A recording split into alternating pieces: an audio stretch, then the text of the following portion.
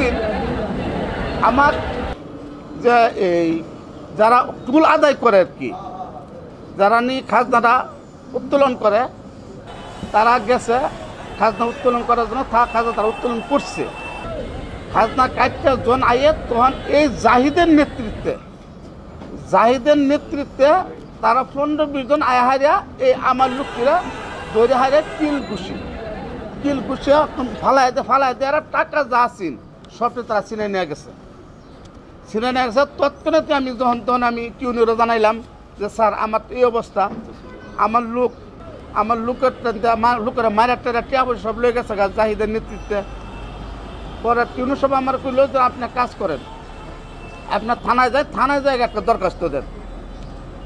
তা আমি থানায় গেলাম, থানায় গিয়ে ওসির লোকের কথাবার্তা বললাম, বললে আমি একটা দরখাস্ত দিলাম।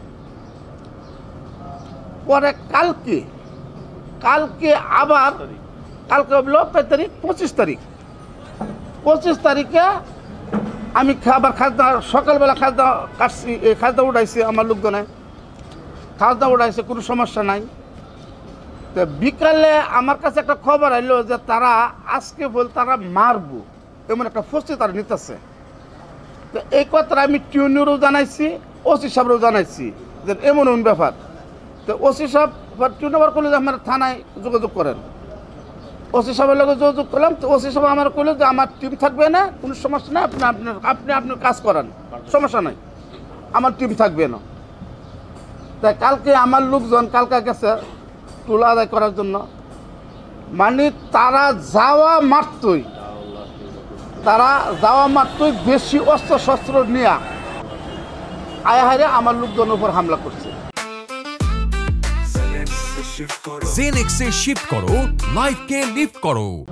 হামলা করছে এক পর্যায়ে, মানে আমার একজন মামা আছে, নাম হলো নজরুল ইসলাম ব্যাপারী, উনারে মাটির মধ্যে ফালাই দিছে, ফালাই দিয়ে হাইরেও বাড়িছে, ফালাই দিয়ে হাইরেও মারছে। আতিক বন্ধু শিখ আমার বাজারে পার্টনার, সে ছিল, তারে মাথাটা মধ্যে 2-3টা সাইড গরম হয়েছে, মানে 3 সাইডে গরম হয়েছে, পিছনের মাথার চারাটা ভেঙে গেছে, মাথার চারাটা ভেঙে গেছে। আমার একটা চাচাতো ভাই আছে ইমরান, তারা চাইনিজ কুড়াল খুব দিচ্ছে, এরপরে তার আঙ্গুলটি বাইরে ভেঙে গেছে, তারা ময়মনসিংহ মেডিকেলে ভর্তি আছে। এখন আপনারা সাংবাদিক, আমি এই বাজারে বৈধ ইজারাদার, আমার টিউন বা পৌরসভার মাধ্যমে আমার ইজারা দিছে, আমি টাকা দিয়ে ইজারা আনছি। তারা আজকে 4-5 দিন ধরে, 3-4 দিন ধরেই তারা এই ককটেল, প্রত্যেক দিন তারা ককটেল ফোটা, দোকানদাররা হুমকি দেয় যে দোকানপাট খুললে তোর সমস্যা হইব।